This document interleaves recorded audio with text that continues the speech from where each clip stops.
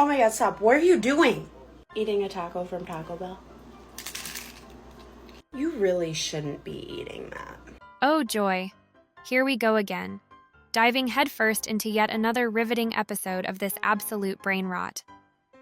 Today's thrilling topic is none other than fat activism, the endlessly fascinating trend that refuses to expire.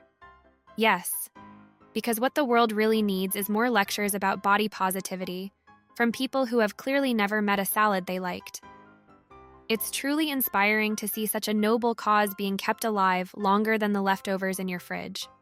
I shouldn't fuel my body because why? It's just not good for your health. Okay, so what? You see all these other thin people eating the exact same thing I am, yet you're targeting me? Oh, absolutely, your health is teetering on the edge of catastrophe.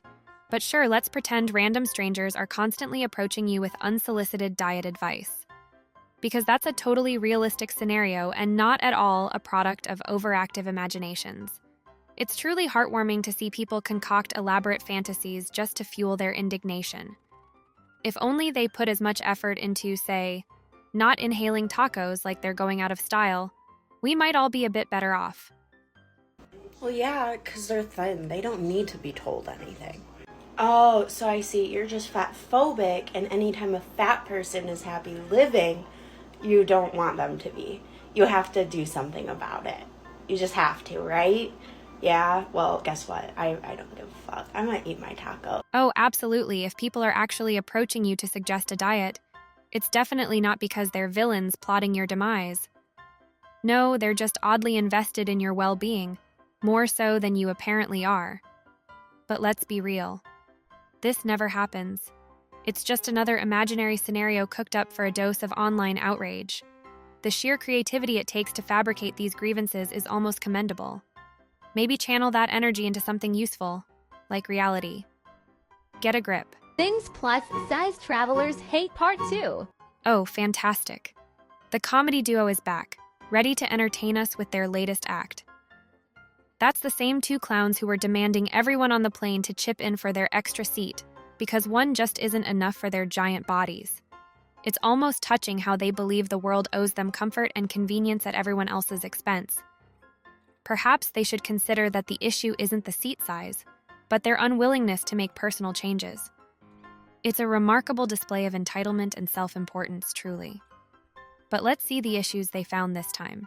Towels that don't fit. People staring all the time. Bunk beds. Souvenir shops that don't have your size. Jib rub. Chairs with armrests. Oh, where do we even begin with the fascinating demands of this dynamic duo? It's truly a masterclass in self-importance and imaginative grievances. They seem to expect society to bend over backward to accommodate their every need, as if redesigning public infrastructure and everyday items is the obvious solution. Towels the size of bed sheets? Sure, because it's so unreasonable to suggest they manage their weight. The thought of losing weight clearly hasn't crossed their minds, despite it being the simplest and most effective solution to their problems.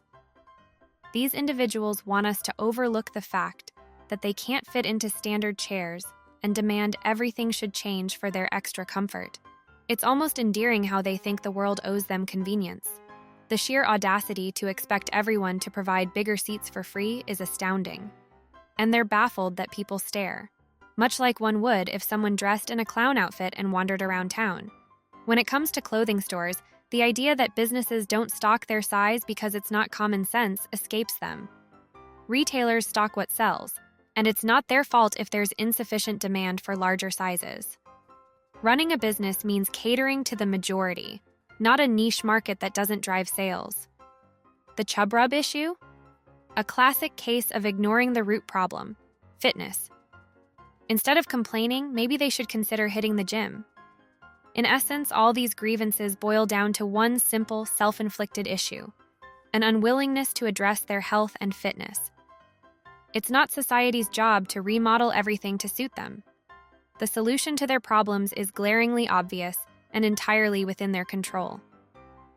Maybe instead of fabricating scenarios to get angry about and posting on social media, They should focus on realistic and constructive actions. I wish I had like a foolproof way of kind of like pulling these people from the grips of diet culture and like self-hatred, but there is a $72 billion industry in this country that focuses on keeping people unhappy with their weight and selling them products to lose weight. Oh, the irony is just chef's kiss perfect. These people get all bent out of shape if you even hint that they might want to take better care of themselves and maybe not devour 3,000 calories for breakfast. Yet, they're out here fighting against diet culture like it's some evil overlord. They don't see anything wrong with that at all. It's like they want everyone else to suffer just because they do. If they want to eat thousands of calories every day, fine. But why on earth do they feel the need to drag everyone else into their bad choices? It's like they can't stand the idea of someone else making healthier decisions. And personally, I often function out of spite. So the idea that some white man somewhere is making money off of me hating myself, there's no way in hell. I learned to love myself partially out of fucking spite. Oh wow, that might just be the most ridiculous thing I've ever heard. Seriously, you're eating yourself to death out of spite?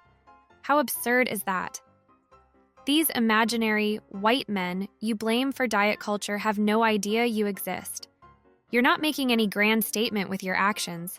You're just slowly killing yourself to fight some non-existent evil. It's almost laughable, but really it's just sad. And of course, she had to bring race into it. It's always some imaginary white guy who's the enemy, not the trillion-dollar food industry that's actually contributing to people being severely overweight. But sure, keep blaming the invisible boogeyman. This obsession with making everything about race is exhausting and doesn't solve anything. At least there's a silver lining here. The comment section is giving her a reality check. People are roasting her because, frankly, this level of stupidity deserves to be called out. It's refreshing to see that some people still have common sense and aren't buying into this ridiculous narrative. It's as if she's blind to the real issues and instead chooses to fight a fabricated enemy. This whole situation is a prime example of how people can twist reality to suit their narratives, while ignoring the actual problems right in front of them. The comments on the next one are absolutely wild.